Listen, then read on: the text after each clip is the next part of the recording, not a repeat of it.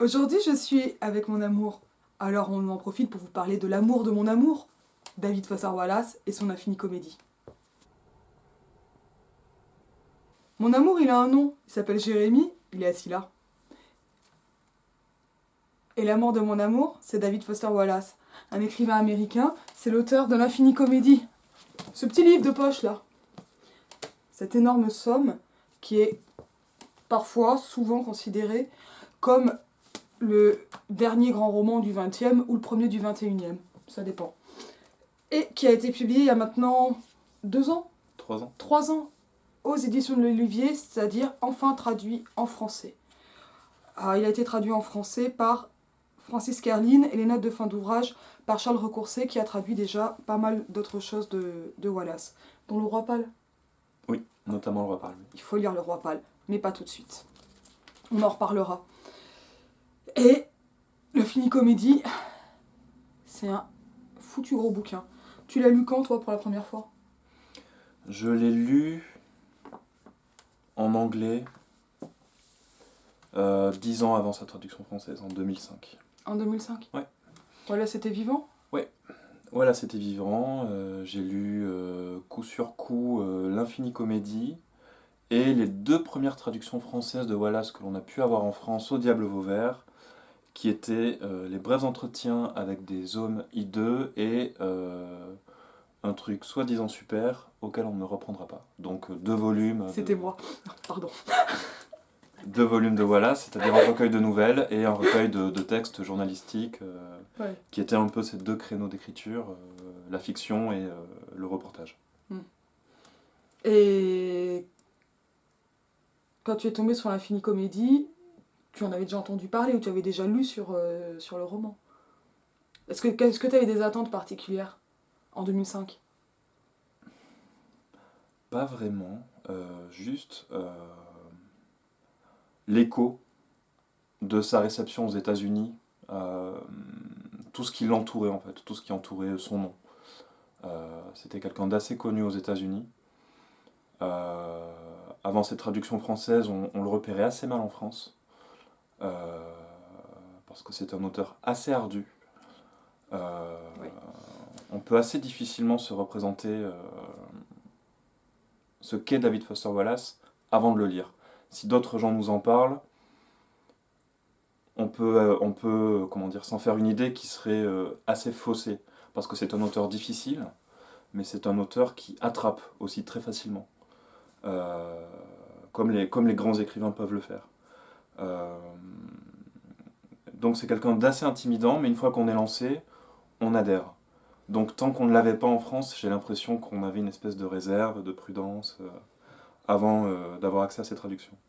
Ouais. Et c'est un auteur qui est toujours très à la mode aux États-Unis. Est-ce que tu peux nous le situer un peu ? Nous dire qui il était, quel est son parcours ? Alors, David Foster Wallace est un auteur qui est né dans les environs de New York en 62 et qui s'est donné la mort il y a 10 ans, puisque c'était en septembre 2008. Il souffrait de dépression. Il a notamment eu un épisode très très douloureux dans la petite vingtaine, qui était lié à des questions médicales et qui était lié à des questions aussi, on va dire, intellectuelles. C'est quelqu'un qui venait plutôt des mathématiques, de la philosophie analytique, de toutes ces disciplines qui exigent vraiment un sens de la logique assez prononcé. Sauf que, au terme de ses études à peu près, il a eu l'impression que ça ne menait nulle part. Le sentiment de l'aporie qu'on peut sentir sans avoir fait des études aussi brillantes. Parce qu'en plus, il était brillant. Ah oui, c'est un sentiment. C'est juste que c'était très intellectualisé chez lui. Et il a écrit une thèse d'ailleurs sur la notion d'infini en mathématiques. Mais il avait le sentiment que c'était quelque chose qui le conduirait perpétuellement vers des points de non-retour en fait. Et comme une spirale. Ouais, comme une spirale, qui est un thème qu'on va retrouver notamment dans l'Infinie Comédie. Qui vient notamment de Goethe. Voilà, mais Plaisir, un petit germanisme. après un épisode comme ça de déréliction, on va dire, où il a le sentiment que ni les mathématiques ni la philosophie ne pourront lui permettre d'aller au bout de sa quête intellectuelle, il va se poser la question du langage, c'est-à-dire est-ce qu'on peut traduire ces questions-là par le prisme du langage, qui a cet avantage sur les mathématiques par exemple, qui est celui de la communication, de pouvoir communiquer beaucoup de choses, d'avoir un auditoire et de pouvoir retourner vers quelque chose d'humain, de fondamentalement humain. Et donc il y a cette question de la littérature comme moyen de communication, moyen fédérateur, qui va le rassurer, qui va devenir son métier, métier d'écrivain, avec des étapes, c'est-à-dire qu'au début, quand il s'est tourné vers l'écriture, dans la vingtaine, activement, il a d'abord écrit des petits textes comiques. Et il est très drôle. Et c'est un écrivain qui jusqu'au bout sera très très drôle, avec un humour très très efficace, assez redoutable, notamment par son sens du détail. Hein. C'est quelqu'un qui perçoit, voilà, c'est vraiment quelqu'un qui voit les choses en profondeur, aussi bien pour en faire germer des vérités profondes, existentielles, etc., que des traits d'humour très percutants.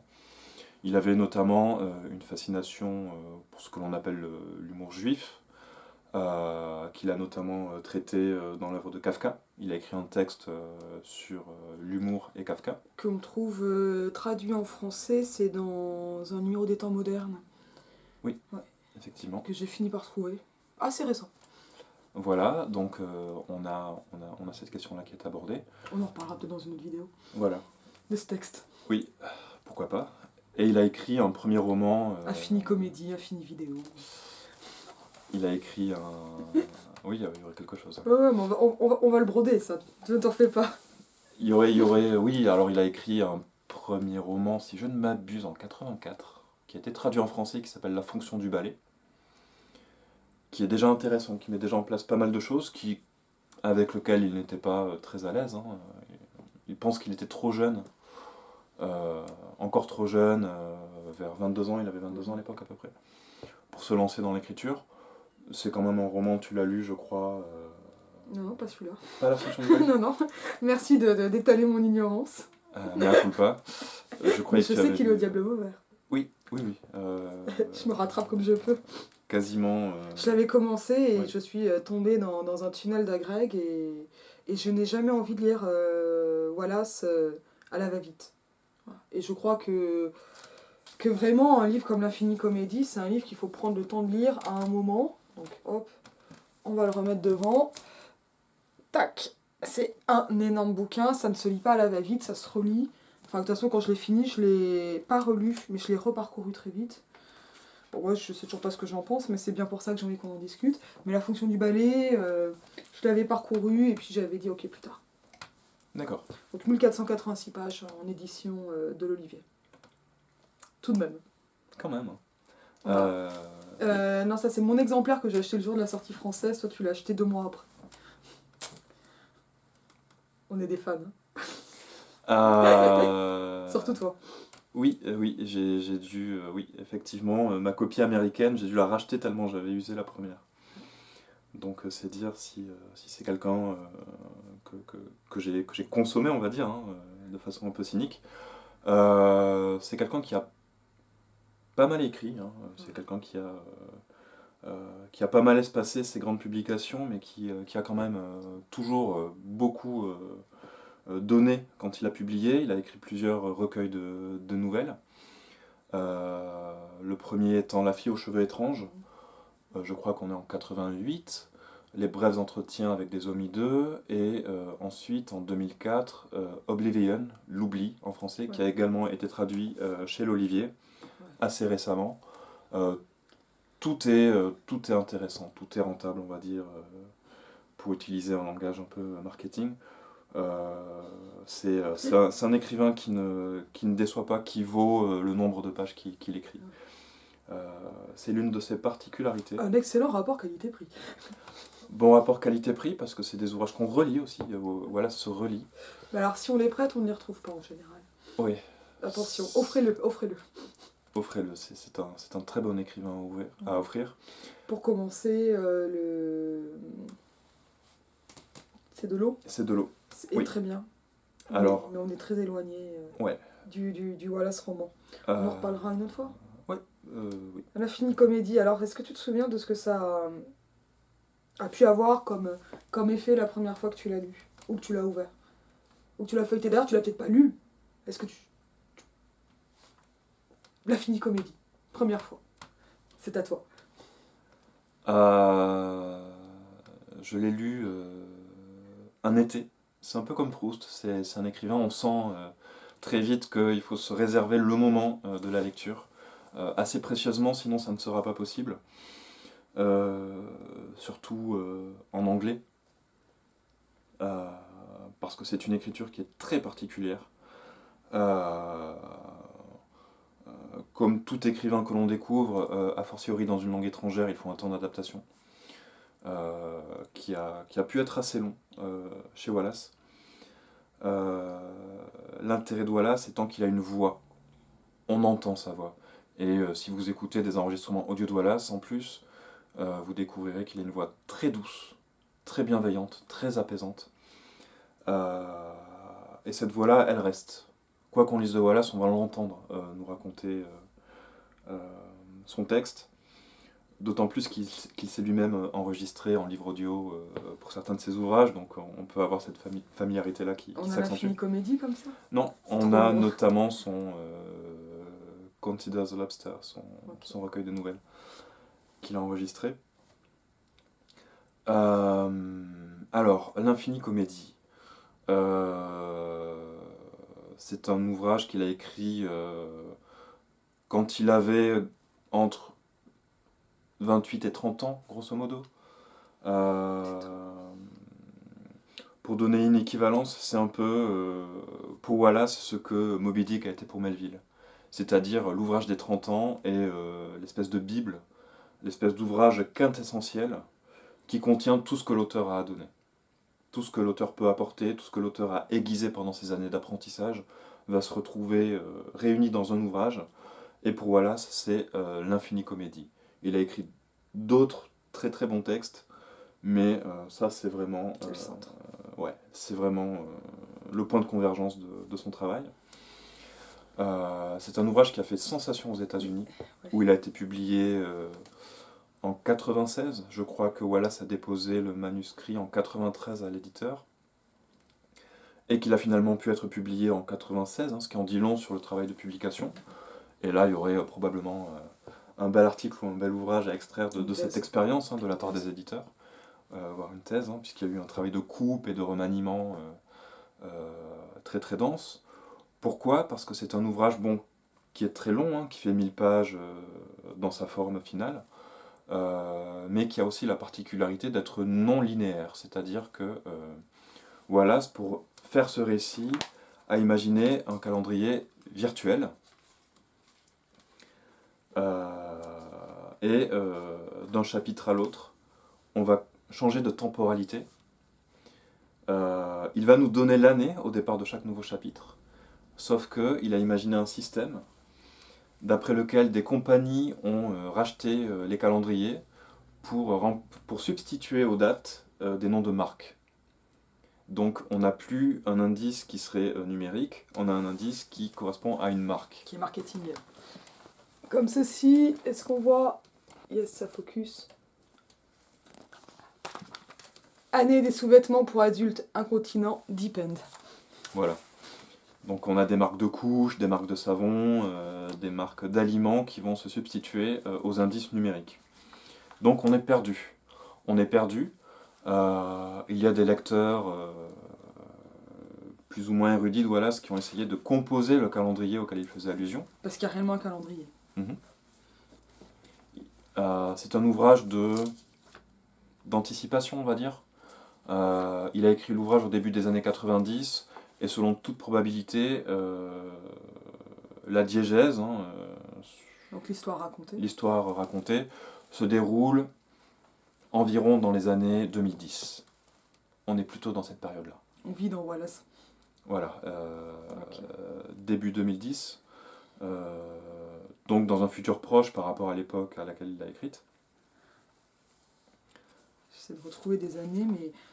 Ah non, non, c'est peine perdue. Non, mais en dehors des sous-vêtements d'Ipan, je crois qu'il y a l'année Glade. En tout cas, Enfin, il y a pas mal d'années comme ça. Et de temps en temps, il y a des numériques pour celles qui sont avant le passage au calendrier marketing. avant que les années soient rachetées par des compagnies. Alors, l'Infinite Comédie, de quoi ça parle? Déjà le titre, Infinite Jest, donc emprunt à Shakespeare, emprunt à Hamlet, donc on va avoir tout au long du récit un intertexte shakespearien très prononcé. L'ouvrage nous ramène à Shakespeare. Avec, Petite référence. voilà, on est un peu entre la science-fiction et une espèce de... J'en ai un. Année de la compresse médicale, Tux. Voilà. Et on est dans un fond mélancolique, on peut penser à Burton, à l'anatomie de la mélancolie, à Shakespeare, à un espèce d'arrière-plan élisabétain où la mélancolie était une espèce de maladie d'élection. Ce qu'on a un peu chez Montaigne, avec les essais. En Voilà. France. C'est une maladie raffinée, on va dire. Maladie de classe. Un peu, ouais. Il y a un peu cette idée-là, à cette époque-là, à l'époque de Ouais. Shakespeare. Et le fond de la réflexion de Wallace, notamment dans ce roman, mais d'une façon générale, ça peut aider à le comprendre, c'est qu'est-ce qui fait qu'aujourd'hui, fin XXe siècle, début XXIe siècle, qu'est-ce qui fait que tout le monde porte en soi une mélancolie? Qu'est-ce qui fait que la maladie d'élection qu'était la mélancolie est devenue une maladie généralisée? Pourquoi tout le monde se sent mélancolique? Au nom de quoi? Qu'est-ce que ça désigne? Qu'est-ce qu'il y a derrière? Qu'est-ce qui est responsable de ça? Et éventuellement, est-il possible d'y remédier? C'est une réflexion qui est au cœur de cet ouvrage de l'Infini Comédie. Et il va utiliser une astuce dans ce roman, une espèce de MacGuffin. C'est un peu plus qu'un MacGuffin, mais il y a un peu de ça. Il va imaginer un moyen qui rappellera quelque chose au lecteur de Don DeLillo, hein, par exemple, hein, Qui était un ami. qui était un ami de Wallace, qui était un correspondant de Wallace. Hein. Ce serait une très très belle idée d'éditer la correspondance entre DeLillo et Wallace. Donc écrivain new-yorkais, écrivain plus âgé que Wallace, hein, génération précédente, mais qui s'est un peu posé la même question, et par des moyens assez analogues, par rapport à la technologie notamment. Et si vous lisez DeLillo, vous saurez qu'il aime beaucoup l'idée de la vidéo, du film mystérieux, du film à décrypter, du film... Eh ben, dans l'Infini Comédie, voilà, s'imagine quelque chose d'analogue. Il imagine un film, une série de films, qui s'appelle Infinite Jest. On est dans une vidéo sur Infinite Jest qui parle d'Infinite Jest qui parle d'une vidéo qui s'appelle Infinite Jest. Notez ça. Voilà. Donc, Mais on s'amuse, hein. on a toute une myriade de personnages dans ce roman. Beaucoup de gens. Des familles, des hommes politiques, des terroristes. On a des gens en réhabilitation. On a beaucoup de gens, très très variés. Réhabilitation, c'est désintoxication. Voilà. En français académique. Alcooliques anonymes et tout ce genre de choses. Narcotiques anonymes. Narcotiques anonymes. Et personnes en soins psychiatriques, on a tout ça. Tous les gens qui d'une façon ou d'une autre souffrent. Des sportifs aussi, on a beaucoup de sportifs. Qui sont dans l'addiction de la performance. Comme l'a été Wallace, qui a été un champion de tennis. Qui était un tennisman semi-professionnel. Moi j'appelle ça un champion. Ce qui est déjà avoir un niveau assez important. On a tout ce panorama de gens très variés, mais qui sont eux-mêmes réunis par ces questions-là, de la mélancolie, de l'addiction. Et le point de départ du récit, ce par quoi on pourrait le mieux le résumer, je pense, c'est ce père qui est vidéaste et qui a un fils. Alors des noms. Le père. C'est la famille Incandenza. Les noms m'échappent. Le père, c'est... Bah, le père, il est toujours appelé soi-même. qui est son surnom. D'accord. Erin, peut-être? Non, je sais plus. James. James Incandensa, oui, exact. Avril, la femme. Et un des héros est Hal. Incandensa, le fils. Voilà. Donc, nous avons James Incandensa, qui est le père, qui est vidéaste, et qui se demande comment il pourrait extraire son fils, Hal, d'un solipsisme absolu. C'est-à-dire qu'il a un fils qui est enfermé dans son esprit, dans son propre monde, et qui n'arrive pas à s'en extraire. Et on a ce père qui se demande comment est-ce que je vais pouvoir sauver mon fils? Par mes propres moyens, par ce que je maîtrise le mieux, c'est-à-dire la vidéo, la caméra. Est-ce que je pourrais créer un film qui pourrait permettre à mon fils de sortir de cette condition-là? Et je précise que n'ayant pas lu le texte depuis à peu près 8 ans, n'ayant pas vraiment lu la traduction française, je peux me tromper sur les faits, mais tant pis, on va quand même essayer de restituer l'essentiel de l'idée. Ce qui compte, c'est ce qu'on a lu, pas ce qui est réellement écrit. Exactement. Donc je vais vous raconter mes impressions du roman. Je t'ai demandé il y a 10 minutes. Voilà. Que l'on a, je résume l'idée principale, qui est très belle, qui est ce père qui veut extraire son fils de son espèce de cage mentale, par les moyens qu'il maîtrise le mieux, c'est-à-dire la vidéo, et donc il va créer une série qui s'appelle Infinite Jest, qui serait des films sur l'empathie. Des films qui créeraient une empathie si forte que son fils ferait en quelque sorte l'apprentissage de la communication avec autrui. Et il va finir par créer un film qui est Infinite Jest numéro 4, qui est un film assez mystique, où l'on verrait une femme enceinte s'approcher de la caméra et s'excuser au nom de toutes les mères du mal qu'elles font à leurs enfants en les mettant au monde. C'est-à-dire en commettant une sorte d'infanticide différé. En les mettant au monde, elle les condamne à mourir. Et on a cette espèce de supplication qui serait filmée et qui permettrait à une personne un peu enfermée dans son esprit d'être en empathie avec la mère. Et il se trouve que le film fonctionne redoutablement bien. Il se trouve que le film fonctionne si bien qu'il devient en quelque sorte une arme de guerre. Qu'il devient un film que plusieurs forces officielles ou non officielles autour du globe veulent s'approprier. Alors quand tu dis qu'il fonctionne si bien, ça veut dire il a quel effet? Alors voilà, l'effet c'est qu'en fait, une fois qu'on a fini le film, on s'est enfermé dans le film. C'est-à-dire qu'on est condamné à vouloir le relancer. On est condamné à devenir un spectateur perpétuel. On est comme hypnotisé, comme en transe, et c'est une espèce d'addiction instantanée et infinie. On est contraint à la contemplation infinie. On ne peut plus faire autre chose que de vouloir relancer le film. Donc le film a trop bien marché en quelque sorte. Mais il a trop bien marché dans le sens de l'adhésion à l'image, mais finalement ça ne résout pas du tout la question de l'empathie. Parce qu'on est encore plus enfermé en soi-même en l'ayant vu. On n'arrive plus à s'extraire de soi-même. Donc ça devient en quelque sorte un instrument de torture. Un piège. De torture volontaire. Ouais. Alors derrière ça, il y a... c'est une aliénation de masse. Voilà. Vraiment, vous imaginez les ravages que pourrait causer ce film si on le projetait dans une salle de cinéma, à la télévision. Tout de suite, la masse de téléspectateurs est anéantie. Donc c'est devenu un objet très puissant.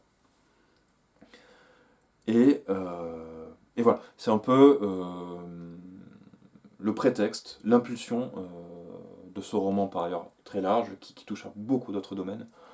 L'écologie, le terrorisme, la manipulation de l'information. On est dans des questionnements extrêmement contemporains. Et d'ailleurs, Wallace se lit très très bien aujourd'hui, en 2018. Il se lit toujours très bien. Veux-tu ajouter quelque chose ? Tu parles d'anticipation, tu dis que ça se lit bien aujourd'hui. Peut-être qu'on peut en lire un passage ? Alors, formellement, stylistiquement, c'est assez étonnant. Donc, pas chronologique, polyphonie, énorme personnel, c'est-à-dire beaucoup de personnages. Des personnages qui peuvent, enfin, qui ont des histoires indépendantes, des histoires qui se croisent et qui sont donc en plus racontées non chronologiquement.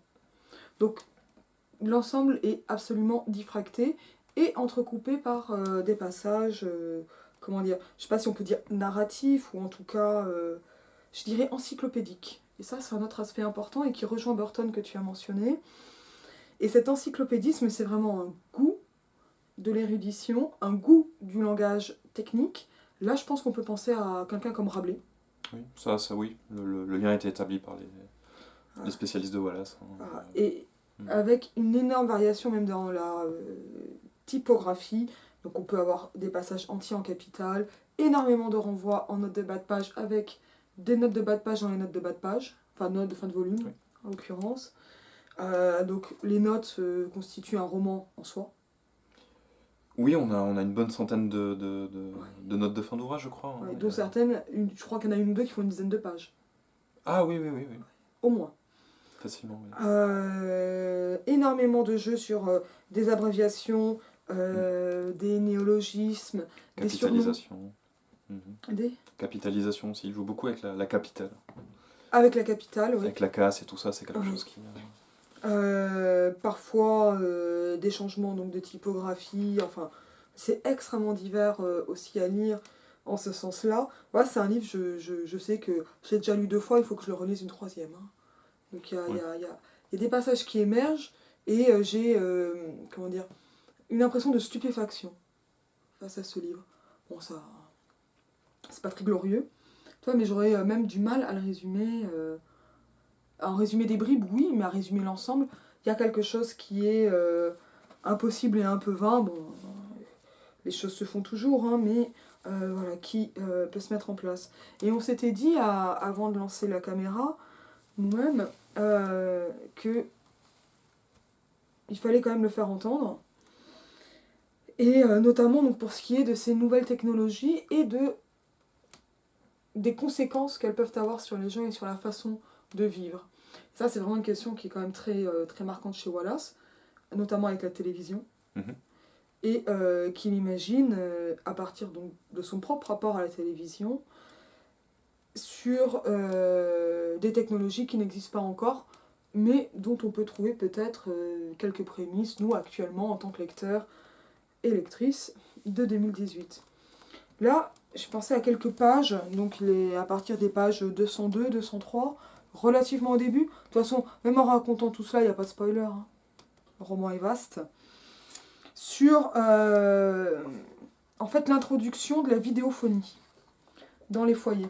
Donc vraiment du coup de fil par vidéo. Donc c'est quand même un livre de 96, c'est pas quelque chose qui existait. Écrit au tout début des années 90, voilà. Oui. Donc on est sur des pratiques qui peuvent nous paraître beaucoup plus courantes. Enfin en tout cas, toi et moi on Skype beaucoup. Mais là, les choses vont plus loin. Elles iront peut-être plus loin. Hein. Il y a un petit côté Black Mirror chez Wallace, en un peu plus qu'un épisode. Bon, j'aime pas trop Black Mirror. Ce sera une autre discussion. Et là, en un très long paragraphe qui fait un peu plus d'une page, en capitale, Wallace se demande quelles sont les raisons de l'échec de la vidéophonie dans les foyers et comment les compagnies de télécommunications peuvent y remédier. On est d'accord ? C'est ça. Alors, je commence. Attention Wallace, c'est difficile. Go. La réponse, sous forme de résumé trivalent, est 1. Le stress émotionnel. 2. La coquetterie. 3. Une forme d'étrange logique auto-oblitérante dans la microéconomie de l'abonné high-tech. 1. Il s'avéra qu'il y avait dans les interfaces téléphoniques visuelles quelque chose de terriblement stressant qui n'apparaissait pas dans les interfaces téléphoniques uniquement audio. Les utilisateurs de vidéophones s'aperçurent tout à coup que la téléphonie conventionnelle audio produisait une illusion insidieuse mais totalement merveilleuse. Ils ne l'avaient pas remarqué auparavant, cette illusion. Elle était si complexe émotionnellement que seule sa disparition permit d'en prendre conscience. C'était une idée très renanienne, mais là je m'égare. Les bonnes vieilles conversations téléphoniques uniquement audio laissaient supposer que votre interlocuteur vous accordait toute son attention, alors que vous-même, vous permettiez de ne lui accorder qu'une attention toute relative. Une conversation audio traditionnelle, au moyen d'un combiné manuel, dont l'écouteur ne contenait que 6 petits trous, mais dont le micro, ce qui fut jugé significatif par la suite, en contenait 6 au carré, soit 36, vous mettez sur une espèce d'autoroute hypnotique de rêverie semi-attentive. Tout en conversant, vous pouviez regarder autour de vous dans la pièce, griffonner, vous recoiffer, arracher de petites peaux autour de vos ongles, composer des haïkus sur un bloc-notes, touiller le contenu d'une casserole. Vous pouviez même vous livrer à un langage parallèle indépendant sous forme de signes et de mimiques exagérées aux personnes proches de vous dans la pièce, tout en donnant l'impression d'écouter attentivement la voix à l'autre bout du fil. Toutefois, et là était la merveille, rétrospectivement, pendant que vous partagiez ainsi votre attention entre le téléphone et diverses occupations détournées, vous n'étiez pas hanté par le soupçon que votre interlocuteur pouvait, de son côté, partager pareillement son attention. Au cours d'une conversation traditionnelle, vous pouviez par exemple procéder à la palpation d'un bouton sur votre menton sans être préoccupé par l'idée que votre interlocuteur consacrait peut-être au même moment une grande partie de son attention à une palpation du même type. C'était une illusion basée sur l'oralité et oralement entretenue. La voix à l'autre bout du fil était dense, comprimée et transmise directement dans votre oreille, ce qui vous laissait imaginer que l'attention du détenteur de ladite voix était également comprimée et concentrée, alors même que la vôtre ne l'était pas. Voilà le truc. Cette illusion bilatérale d'attention unilatérale était presque puérilement gratifiante d'un point de vue émotionnel. Vous étiez porté à croire que vous receviez l'attention complète de quelqu'un sans avoir à lui rendre l'appareil. Avec l'objectivité du recul, cette illusion est irrationnelle à la limite du fantasme.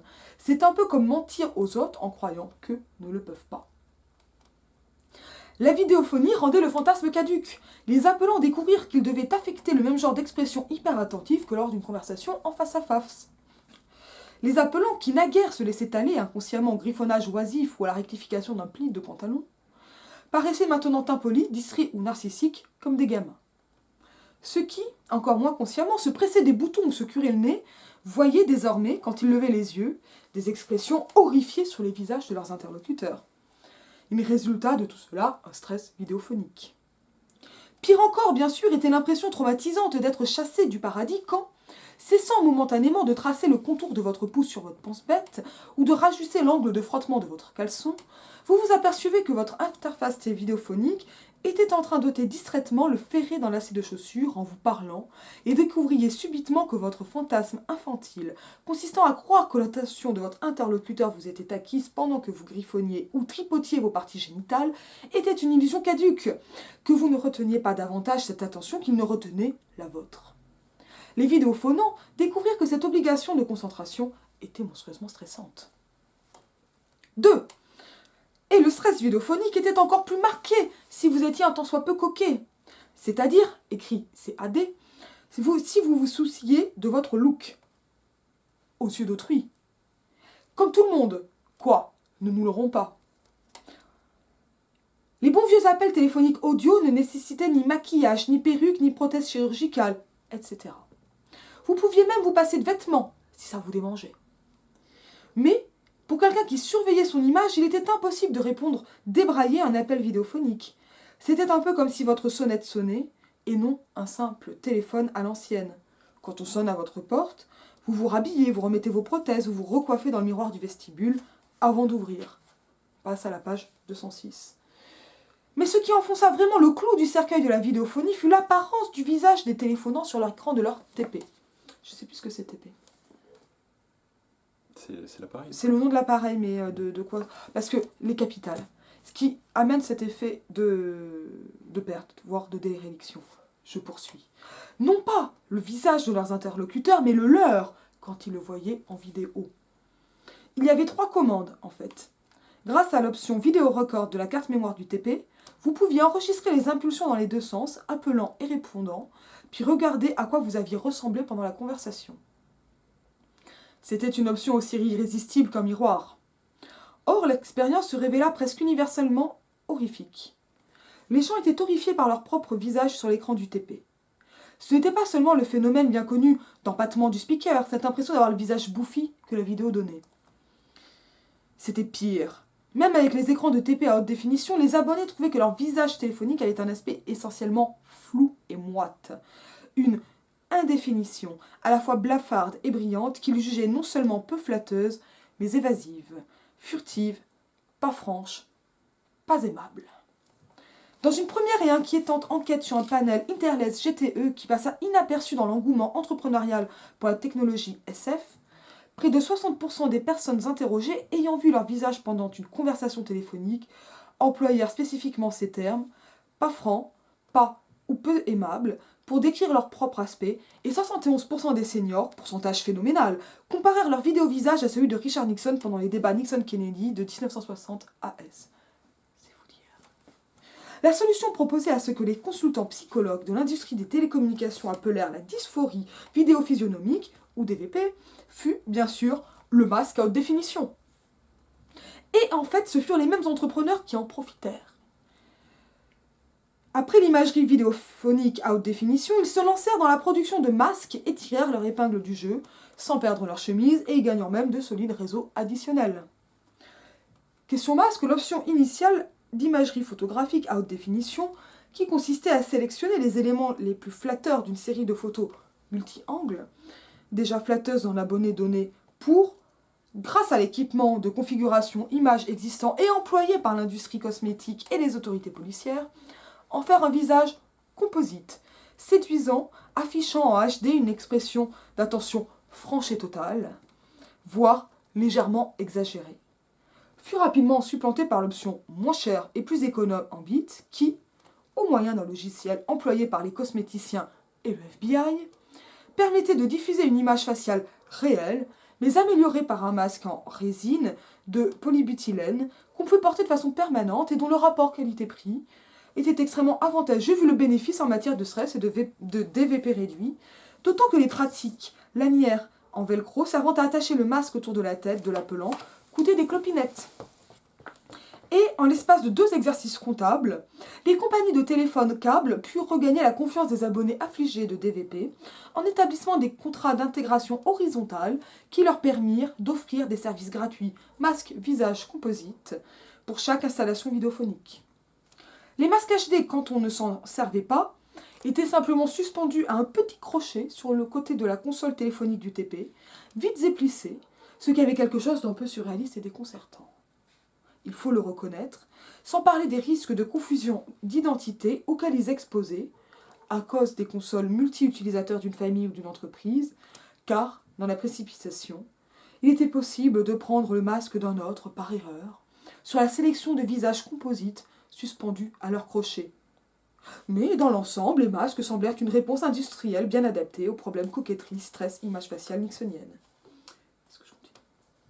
Je crois que c'est bon. On a l'idée principale. Oui, voilà, puis alors ça continue. Bon, moi, quelques remarques stylistiques pour le plaisir, c'est quand même extraordinaire de voir que les effets de retour que l'on a par la polyphonie structurelle se retrouvent évidemment par les effets de répétition et de reprise qui vont avec des effets d'amplification. On donne un terme, on le redonne ensuite par capital, par logo, j'allais dire par apocryphe, mais là c'est Renan qui me rattrape. On sent l'été de thèse. Par siglaison. Il y a quand même des restes. Hein. Le phénomène de reprise, reprise par siglaison, qui amène de l'occulte, qui amène de la difficulté de compréhension, de l'hermétisme, pas forcément de l'ésotérisme, mais c'est une possibilité toujours présente, et de reprise avec amplification. On a un stress qui s'accentue, comme ça, avec des phrases avec volume croissant, et un effet de gradation permanent, qui passe par l'amplification, et des phrases qui sont elles-mêmes de plus en plus longues, parfois entrecoupées de phrases très courtes. J'ai essayé de les marquer, mais ces phrases très longues sont elles-mêmes marquées d'énormément d'incises, d'incidentes, de remarques du narrateur, ici pas de notes, hein, mais on avait quand même pas mal de tirés, de passages entre virgules ou entre parenthèses, qui hachent, voilà, et qui en même temps participent comme ça de cet effet de gradation où, voilà, avant de lire, on prend son souffle. Ça, c'est quelque chose qui est extrêmement wallaceien, qu'on retrouve partout, au niveau de la stylistique comme au niveau de la structure du roman. En même temps, je trouve que d'avoir miné comme ça l'ensemble du texte par ces incises, ces incidentes, cette voix narrative comme ça qui se surajoute, qui rajoute des commentaires, qui rajoute des informations en permanence. Donc ces enquêtes, les effets, les chiffres, etc.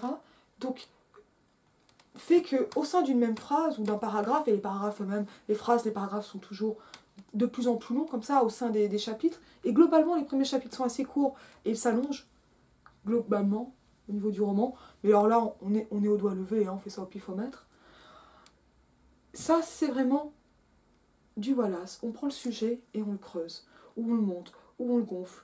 Enfin, moi j'aime cette idée de creuser qui rappelle Burton et la mélancolie, qui rappelle de petites choses chez Renan, qui rappelle cette idée de forer la langue que l'on a chez Beckett, avec des procédés assez différents, mais le projet est quand même très, très proche. On a comme ça cette chose comme ça qui nécessite de revenir, de répéter, de ressasser, et qui en même temps prend de l'ampleur et qui grossit, et qui semble échapper à son créateur même. C'est quelque chose qui sera très très marquant sur la dépression et la mélancolie même, enfin sur la pulsion de mort, hein, mais c'est mieux chez Wallace. Et que l'on a comme ça, et qui devient même une chose indépendante. Voilà. C'est quelque chose comme ça, là on le voit par un passage qui, d'un point de vue de la voix, est porté par une seule voix, qui raconte, voilà, qui décrit une situation de façon chronologique, en ajoutant toutes les informations les unes après les autres, et en les reprenant avec ses effets d'ampleur. C'est quelque chose que l'on a parce que, bon, on a des chapitres nombreux, une polyphonie des personnages, pas de chronologie, mais on a aussi énormément de types de documents insérés dans le texte, comme des types de discours. Tous feuillettent, tous démultiplient en permanence. Comme la société qu'essaie d'imaginer et de décrire Wallace. Comme ce que ressentent les personnages. Et ce que j'aime dans ce passage, c'est que l'on voit comment la technologie et la nouvelle société transforme les gens et les relations entre les gens, et commence de ce problème naît un autre problème. Là, on serait presque chez Jacques Ellul, mais on n'a pas non plus cette visée politique écologiste. Et ça me paraît extrêmement marquant chez Wallace. Ici, avec le souci orgueilleux de l'image de soi, et de ce qui est être self-conscious, qui est très très présent chez lui, et qui est le mal de la postmodernité, qu'il a parfaitement identifié, ici et dans d'autres textes. Et c'est quand même un passage qui, tout en m'amusant, me laisse assez mélancolique, parce que on imagine très bien ce genre de société, on voit très bien ses travers, parce que, bon, pour le faire court, hein, on n'a pas de masque en résine pour téléphoner, mais on a des filtres Instagram, ou Snapchat. J'essaie de me moderniser moi-même. C'est vrai. Que je me modernise. Non, qu'on a Mais des... on peut tisser ces liens, et on voit que cette dysphorie dystopique futuriste, j'emploie de bien grands mots, bon, elle est bien contemporaine dans les années 90, et on est toujours dedans. Voilà, c'est quelqu'un qui souffre du linguistic turn, du relativisme postmoderne, et qui essaie d'en sortir avec les outils mêmes du postmodernisme. Il y a quelque chose comme, je sais pas, d'un poisson hors de l'eau, ou d'un canard qui se débat dans ce combat. Enfin. Mais ça peut aussi être très marrant. Et là, j'ai un autre passage, si tu me le permets. Sauf si tu veux compléter tout cela. Il y aurait beaucoup de choses à dire. Bah, disons-les, et puis on rigolera à la fin. Et c'est d'être moderne. Qu'est-ce qu'on peut dire sur tout ça ? Ce passage. Ce passage déjà m'a toujours chiffonné. Dans le sens où je trouvais très astucieuse l'idée que, effectivement, la vidéophonie... Je crois que j'aurais partagé son idée, en fait, avant de connaître le monde d'aujourd'hui, avant de connaître Skype et tous les moyens de se voir à distance, de se voir au téléphone, etc. Je crois que j'aurais épousé la même idée de... on n'a pas envie d'être vu quand on est au téléphone avec quelqu'un. On n'a pas envie d'être vu par notre interlocuteur. Mais si tu regardes sur Discord, par exemple, les gens mettent pas beaucoup la vision. D'accord. Ouais. Skype, c'est vraiment l'usage familial, en fait. Ouais. Il y a du Skype entreprise, hein, mais j'ai l'impression que c'est quand même très famille. Avec la visio. Mais c'est du doigt levé. J'ai quand même le sentiment que que Wallace était mal à l'aise avec... Bon, il était mal à l'aise avec l'idée de... Avec son image. Il était mal à l'aise avec l'idée d'apparaître en public. Hein. Il est pas mal. Il était, assez régulièrement invité sur les plateaux télévisés aux États-Unis. Enfin, il a fait des apparitions publiques en tant qu'écrivain assez connu. Euh, il a reçu énormément de prix littéraires. Il a fait des couvertures de magazines. Il était relativement médiatique, mais il avait aussi, il était très conscient de lui-même. Hein. Ouais. Self-conscious. Il était très très conscient de lui-même. Au point où c'est bloquant. Et il y faisait allusion, ça fait partie de ces personnes sur les plateaux télévisés qui transpiraient, qui regardaient un peu ses pieds, voilà. On sent que c'est quelqu'un qui aurait détesté se voir après coup à l'image, c'est quelqu'un qui était très très mal à l'aise avec ça. Il suffit de regarder sur YouTube ses entretiens, il a ce comportement. Donc je comprends qu'il ait écrit ce texte, je pense aussi qu'il a mésestimé l'impact, bon, il l'a mésestimé parce que ça n'était pas là. Peut-être que son regard aurait évolué dans le temps. Le confort qu'auraient les gens, et notamment les générations qui lui ont succédé, avec le fait d'apparaître à l'image. Et Ouais. bien que me rangeant du côté Wallace pour ces questions-là, on est aussi en train d'apparaître à l'image en ce moment. Ouais, tu dis ça, mais sur Skype, t'as pas de cam. C'est vrai. Voilà, je suis plutôt Voilà. partie des gens qui vivent cachés. Toujours est-il qu'on est en train de faire une vidéo Oui. et d'en parler. À ma demande. Euh, C'est la vidéo à ma demande. Voilà. Cependant, effectivement, on utilise des filtres sur Instagram, on utilise aussi des procédés d'enjolivement, des procédés de Non, puis on sait se modification. tenir en fait. Et puis on adopte. On sait se tenir devant une caméra, puis à force d'être devant une caméra, on sait comment se poser. Enfin, je suis pas une professionnelle de l'image, encore moins de la mienne, on le saurait. Mais le fait, par exemple, toi sur les selfies, que l'on sache comment se tenir, comment tenir l'appareil pour avoir une image qui rende. Ouais. Tu vois, que ça a été incorporé. Ouais. Voilà. Et tu le vois très vite quand tu fais un selfie avec quelqu'un qui n'en a pas l'habitude. Pour moi, c'est Agnès Varda qui m'a appris à faire des selfies. Hein. C'était en passant. Allez, on tient par là. Voilà. Mais je le vois avec des personnes de ma famille. Voilà, quand on ne sait pas faire un selfie, bon, on ressent ce malaise. Tu vois, et même de se voir comme ça dans l'écran. Ouais. Non pas que j'en fasse beaucoup. Effectivement. Tout ça, ça vient chez. Tu vois, il y a... Mais parce que là, ce qu'il n'imagine pas, le téléphone portable. Tu vois. Ça reste quelque chose qui est à la maison. Il n'imagine pas le smartphone surtout. Ouais. Le téléphone portable, ça existe de son temps, Oui. hein, mais. Non, mais son bon, visiophone ça n'est pèse pas 13 portable. kilos, mais ça existe. Quand il commence à écrire Infinite Jest, l'Infini Comédie, mais bon, voilà. Mais il n'a pas imaginé ce rapport à l'image. Il mesure l'importance de l'image dans la société contemporaine, l'importance grandissante. Il n'a pas. Et en fait, je dis ça et c'est faux. C'est faux parce que il imagine plusieurs outils. Oui, il n'y a pas que celui-là, ça c'est Il n'y vraiment a pas un que exemple. celui-là. Il imagine notamment un système très proche de ce que l'on a avec Netflix, hein, notamment, de vidéos à la demande. Spoil pas. Je ne spoil rien du tout, mais ça fait partie des éléments du récit. On a une espèce d'ancêtre de Netflix. Alors bon, Netflix, avant, ça existait de toute façon, avant le numérique, comme système de distribution de vidéos à distance, avant de passer au tout numérique. Mais il imagine quand même un service dont j'ai oublié le nom dans le roman, quelque chose d'entertainment, un moyen d'accès à la vidéo à la demande de façon rapide. Il imagine plusieurs outils comme ça qui sont proches de ce que l'on a aujourd'hui. Voilà, c'est quelqu'un qui est donc né en 62, qui a grandi avec la télévision. Et les bonbons. Comme moi. Et une bonne façon de comprendre Wallace, c'est d'imaginer un enfant. Alors Wallace était aussi fils d'enseignant. Si je ne dis pas de bêtises, sa mère enseignait la grammaire. Et je crois qu'elle a aussi sorti un ouvrage de grammaire. Et son père enseignait la philosophie. Et il a grandi dans une maison où tout était jeu de langage. C'est-à-dire qu'il a grandi, il avait une sœur aussi. Ils ont grandi dans une maison un peu étrange apparemment, où tout était jeu de langage, tout était jeu de l'esprit. Ils pouvaient se parler à coups de formules mathématiques. Ils pouvaient utiliser des figures de style, donc un langage crypté d'une certaine façon, qui va demander des facultés d'interprétation pour être compris. Et ça pouvait Et passer par... d'habitude.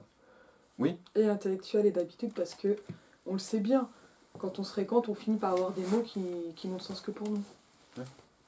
Et c'était très très présent chez les Wallace. voilà.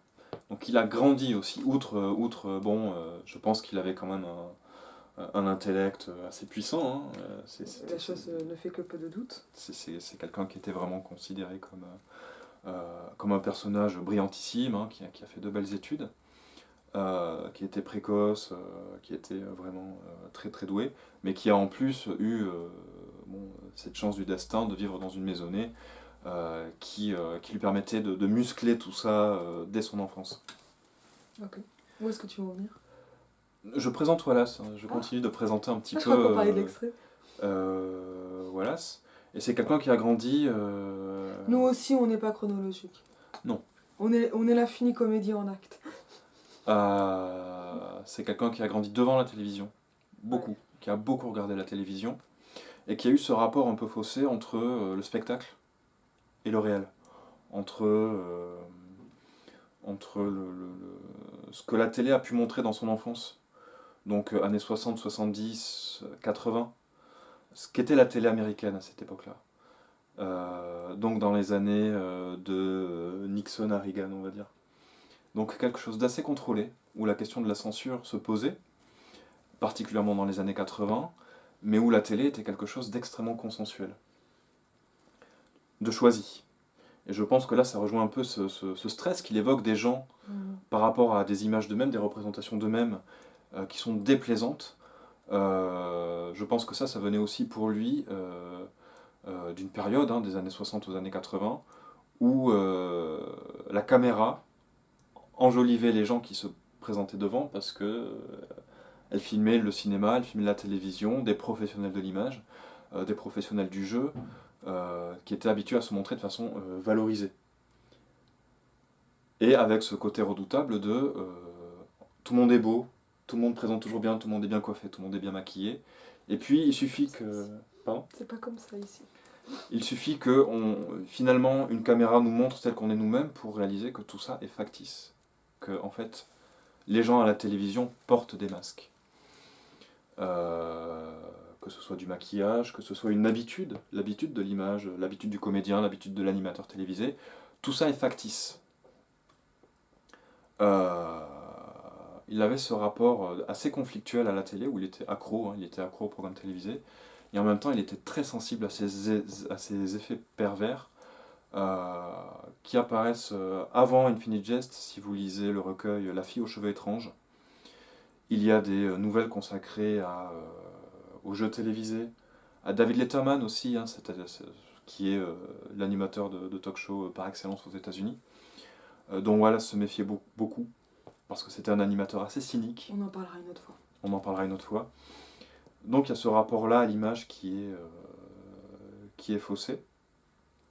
Et pour fermer cette petite parenthèse sur la télévision, l'image, etc., à l'époque où il a soumis le manuscrit de l'Infini Comédie, voilà, ça a été très troublé par un petit phénomène télévisuel qui s'appelait X-Files, qui était une série qui parlait de l'Amérique, mais qui parlait de l'Amérique des complots, qui parlait de l'Amérique des forces obscures, qui était une série que je ne présente pas parce que tout le monde la connaît, mais qui était lugubre, qui était inquiétante, qui était peuplée de monstres, de fantômes, d'extraterrestres, mais aussi des monstres secrets de l'Amérique, qui étaient l'inceste par exemple, qui étaient les sectes, qui était la manipulation, qui était tout ce versant-là aussi d'une Amérique concrète, réelle. Et il a été extrêmement surpris par l'intérêt des gens pour cette série-là. Il pensait vraiment, en tant que consommateur de télé que la fonction de la télé était d'endormir les gens, de leur proposer de belles images, des images un peu hypnotisantes, flatteuses, rassurantes. Je travaille beaucoup sur l'hypnose. Voilà. Mais il y a aussi le complot. Ouais. Et cette série est apparue, bon, on a eu Twin Peaks avant aussi, hein, qui ne lui a pas échappé non plus, qui parlait de ce versant-là de l'Amérique, de certains aspects peu flatteurs de l'américanité. Et l'adhésion du public pour ces séries-là, c'est quelque chose sur lequel, à ma connaissance, il a peu ou pas écrit. Si, Mais il y a un personnage complotiste sur une série, sur la série MASH dans l'Infini. alors, il parle de MASH, mais là, on est dans une série des années, Oui, effectivement, mais qui a 70. ce genre de lecture, si je Ouais. puis dire, de la série qu'il aurait dû avoir pour X-Files en fait. Voilà. Et ça Ou pour l'intriguait. Twin Peaks. Il pensait vraiment que le public n'était pas... Donc il y a une déportation comme ça. Mais, T'as vu, je l'ai lu. ouais, effectivement, il parle de MASH. Bref, je ferme cette parenthèse sur la télévision, mais je pense qu'elle est importante pour aussi comprendre un peu mieux Wallace. C'est une question du rapport à l'écran, du rapport à la technologie, du rapport à l'image. Dit comme ça, c'est extrêmement banal, tout le monde le fait plus ou moins. Je vois peu d'auteurs qui le font de cette façon-là, et avec ce style-là, puisque, par exemple, ce rythme par reprise et amplification est lui-même hypnotique. Voilà. Et en même temps diffracté, comme si on zappait. Bon, je ne vais pas pousser les analogies, mais en tout cas, je ne pense pas que ce soit un hasard chez Wallace, ce type d'écriture. Et qu'il l'adopte, je ne sais pas si c'est naturellement, mais en tout cas, et que ce soit son style personnel, et par rapport au sujet qu'il traite. Enfin, la chose me semble aller de soi. Oui, je fais d'ailleurs encore une remarque à ce sujet. Beaucoup de lecteurs de Wallace qui connaissent son intérêt pour la télévision, et ce que ça implique, notamment en termes de variation, de continuité, de possibilité de zapper, tout ça. Beaucoup de gens pensent que l'écriture de Wallace est mimétique de la télévision. Le fait de passer d'une temporalité à l'autre, le fait de créer des effets de rupture, des ruptures de registre. C'est ce que je viens de dire. Des effets de... Sauf que moi je le savais pas. Voilà. Tout ce côté qu'on peut trouver abrupt, inachevé, tout ça chez Wallace qui est très présent.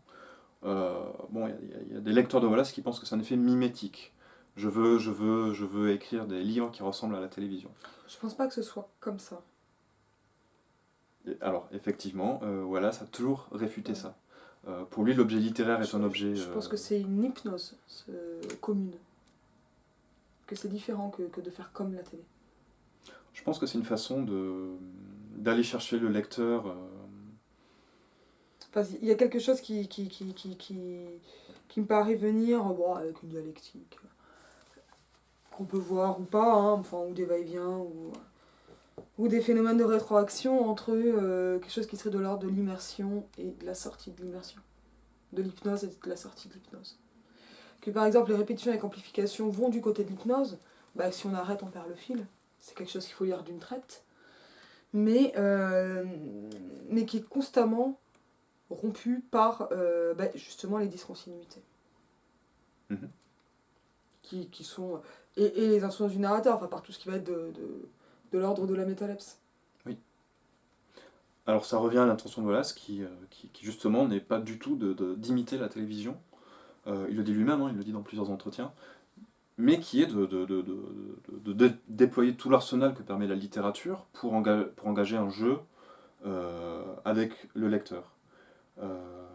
C'est sa propre conception du pacte de lecture, sur lequel il a pas mal disserté. Hein. Comment est-ce qu'on va convaincre un lecteur d'oser se lancer dans une telle lecture? C'est parce qu'il y a des récompenses. J'en lis une. Oui. 2. Mémo email du système Interlace interne KAHNNE 22 35 75 56 34 22. Bureau central des plaintes, Assurance State Farm Inc. Corporation, Bloomington, Illinois. 26 juin, année des produits laitiers de l'Amérique profonde. 2. Murray at CLMSHQNNE 22.6261 intcom à POLG/SanchezM/Parica at CLMQHNNE.6261 intcom. Message. Les gars, téléchargez ma def d'une seule journée. Région Boston Métropole 22 ce printemps. Plainte, témoignage déposé par CompBat Boston. Déclare plaignant invalide et servi d'urgence répertorie TX, donc taux d'alcoolémie 3+, donc veuillez croire que nous sommes conformes à la fiabilité 357.5, mais fait relater ci-dessous, confirmé par témoin et rep de la compagnie. Voici juste la première page téléchargée. Muret FAT CLMSHQNNE 22.6261 intcom-62-6APLAPO1 1231-7/P.1 Dwayne R. Glynn 176N Faneuil Boulevard Stoneham, Metz O2180875/4 21 juin APLAP. Donc année des produits laitiers de l'Amérique profonde. Service des accidents du travail, assurance State Farm, 1 State Farm Plaza, normal, 3, 61 70 62 262/6. Cher monsieur, je vous écris en réponse à votre demande de complément d'information. Dans la partie 3 du formulaire de déclaration d'accident, j'ai mis « Essayez de faire le travail tout seul » comme cause de mon accident. Vous dites dans votre lettre que je devrais m'expliquer plus complètement et j'espère que les détails suivants seront suffisants. Je suis maçon de profession. Le jour de l'accident, le 27 mars, je travaillais seul sur le toit d'un nouveau bâtiment de 6 étages. Quand j'ai eu fini mon travail, j'ai remarqué qu'il me restait environ 900 kg de briques. Au lieu de transporter péniblement les briques en bas à la main, j'ai décidé de les faire descendre dans un tonneau au moyen d'une poulie qui était opportunément fixée sur la façade latérale du 6e étage. J'ai attaché la corde au sol au niveau du rez-de-chaussée, je suis remontée sur le toit, j'ai suspendu le tonneau dans le vide et j'y ai chargé les briques. Puis je suis redescendue au niveau du sol, j'ai détaché la corde et je l'ai tenue fermement pour assurer une descente lente des 900 kg de briques. Vous remarquerez dans la partie 11 du formulaire que je pèse 75 kg. Eu égard à ma surprise d'être soulevée du sol si soudainement, j'ai perdu ma présence d'esprit et oublié de lâcher la corde. Inutile de dire que j'ai procédé à une ascension très rapide le long du bâtiment. Aux environs du 3e étage, j'ai percuté le tonneau qui descendait. Ceci explique les fractures du crâne et de la clavicule. Ralenti, mais seulement légèrement, j'ai continué ma rapide ascension sans discontinuer jusqu'à ce que les doigts de ma main droite s'enfoncent de 2 phalanges dans la poulie. Heureusement, à ce moment-là, j'avais retrouvé ma présence d'esprit et j'ai pu tenir fermement la corde, malgré une douleur considérable. Toutefois, approximativement au même moment, le tonneau de briques a heurté le sol et compte tenu de la force de l'impact, le fond du tonneau s'est détaché. Délaissé du poids des briques, le tonneau pesait maintenant approximativement 30 kg. Je vous rappelle que mon poids est de 75 kg, tel que mentionné dans la partie 11. Comme vous l'imaginez, tenant toujours la corde, j'ai commencé une descente plutôt rapide depuis la poulie le long du bâtiment. Aux environs du 3e étage, j'ai percuté le tonneau qui remontait. Ceci explique les 2 chevilles fracturées ainsi que la lacération de mes jambes et de la partie inférieure de mon corps. La rencontre avec le tonneau m'a ralenti suffisamment pour amoindrir mon impact sur le sol jonché de briques. Toutefois, je suis au regret de dire que, alors que j'étais étendue sur les briques en proie à une douleur considérable, incapable de me lever ou de bouger, en regardant le tonneau vide 6 étages au-dessus de moi, j'ai de nouveau perdu ma présence d'esprit et j'ai malheureusement lâché la corde, si bien que le tonneau a commencé une fin de transe Intcom 26. J'aime beaucoup ce passage. C'est du cartoon. C'est du pur cartoon. Raconté en style administratif. C'est du Wallace. Oui. On continuera une prochaine fois. Absolument. Je vous dis à bientôt.